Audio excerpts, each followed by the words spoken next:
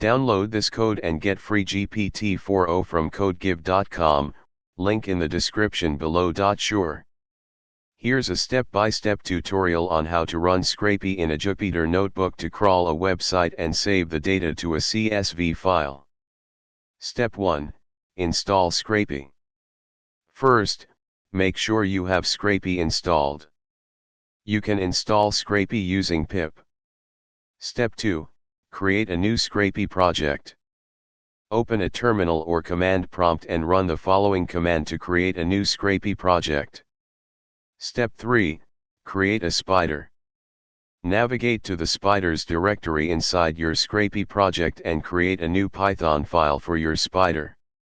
For example, create a file named my_spider.py and add the following code. Step 4. Run Scrapy in Jupyter Notebook. Now, you can run Scrapy in a Jupyter Notebook by using the scrapy.crawler.crawlerprocess class. Here's an example code snippet that shows how to run your spider and save the data to a CSV file.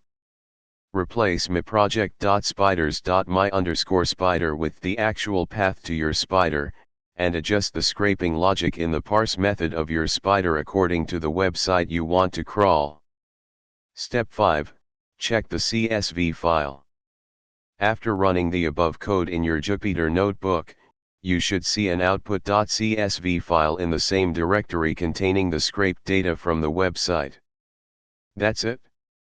You have now successfully run Scrapy in a Jupyter notebook to crawl a website and save the data to a CSV file.